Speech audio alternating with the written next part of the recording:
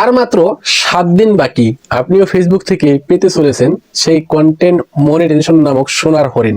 তবে আপনার Facebook ID বা পেজে যদি এই ভুলগুলো করে থাকেন তাহলে কিন্তু আপনি শর্ত ছাড়া মনিটাইজেশন পাবেন না, ফেসবুক আপনাকে কন্টেন্ট মনিটাইজেশন দেবে না। বন্ধুরা, আজকের ভিডিওতে আপনার ফেসবুক পেজটা কিভাবে চেক করবেন, কি কি ভুল রয়েছে, কোথায় কোথায় আপনি ভুল করেছেন, সেইগুলি আপনাদেরকে হাতে কলমে ধরে দেওয়ার চেষ্টা করব।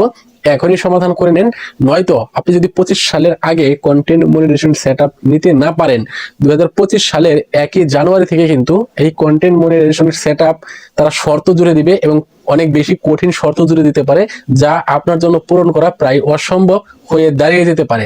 যারা ভাইরাল ক্রিয়েটর রয়েছেন তাদের জন্য কিন্তু বিষয়টা একেবারে আলাদা। বন্ধুরা, ভিডিওটি সবাই একটু শেয়ার করে দেন এবং আজকের ভিডিওটা অবশ্যই শেয়ার করে রেখে দিবেন, কারণ আজকের ভিডিওতে আমি কিছু প্রয়োজনীয় তথ্য দিব যেগুলি আপনার পরবর্তীতে কাজে আসতে পারে।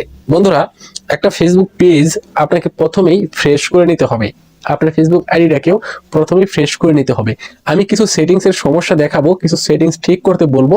তার আগে আপনার ফেসবুক পেজটাকে কিভাবে ফ্রেশ করবেন সেটা আগে বলে নেই, সেই বিষয়গুলি আপনাদেরকে আগে জানিয়ে দেওয়া যাক।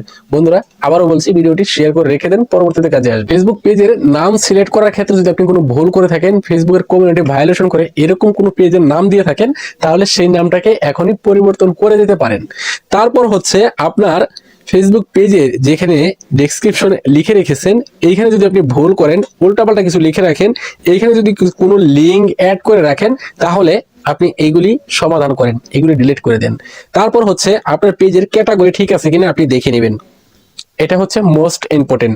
আপনি এক ধরনের ভিডিও আপলোড করেন, আপনি ক্যাটাগরি সিলেক্ট করে রেখেছেন আরেক ধরনের, তাহলে কিন্তু আপনার মনিটাইজেশন পাবেন না। আপনি ফেসবুক আপনাকে মনিটাইজেশন দিবে না, দিলেও সেটা রেস্ট্রিক্টেড করে রেখে দিতে পারে। তো আপনি যেই ধরনের ভিডিও আপলোড করেন সেই ধরনের ক্যাটাগরি সিলেক্ট করে রাখবেন। আমি ভিডিও ক্রিয়েটর দিয়ে রেখেছি, কারণ আমি যেহেতু টিপস ভিডিও দিই, আমি ডিজিটাল ক্রিয়েটর দিতেও পারতাম বা আমি সায়েন্স এন্ড টেকনোলজি দিতে পারতাম, তো এগুলি ক্যাটাগরির মধ্যে রয়েছে। তারপর হচ্ছে একটা ফেসবুক পেজের প্রোফাইল ছবি, এটা হচ্ছে মোস্ট ইম্পর্টেন্ট।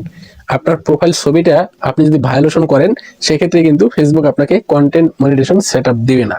প্রথমত হচ্ছে, আমরা যখন একটা ফেসবুক পেজ খুলি তখন আমাদের একটি প্রোফাইল ছবি দিতে হয়। অনেকেই করছেন কি, বিভিন্ন সোশ্যাল মিডিয়া থেকে ডাউনলোড করে স্ক্রিনশট নিয়ে প্রোফাইল ছবি দিয়ে রেখেছেন। এই কাজটা করবেন না, যদি করে থাকেন প্রোফাইল ছবিটা পরিবর্তন করে দেন।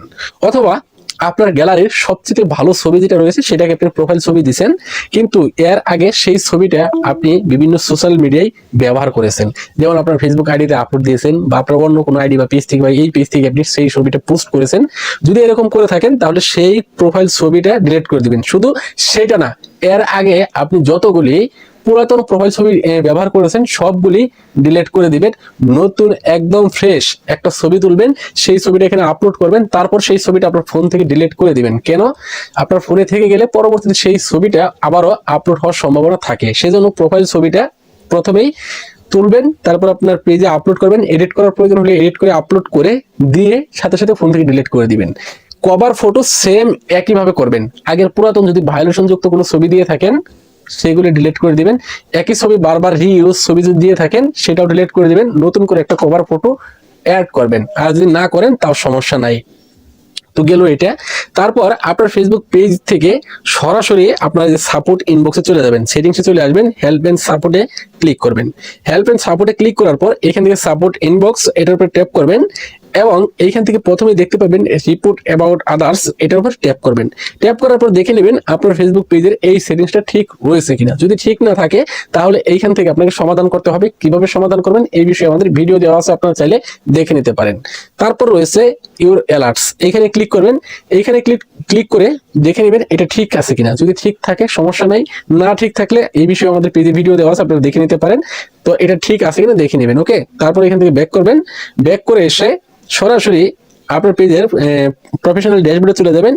এইখান থেকে চলে আসবেন এই যে আদার সিওল, এইখানে চলে আসবেন। এখানে চলে আসার পর এইখান থেকে আপনাকে চলে যেতে হবে প্রোফাইল রিকমেন্ডেশন, অথবা পেজ হলে পেজ রিকমেন্ডেশন, এখানে চলে আসবেন।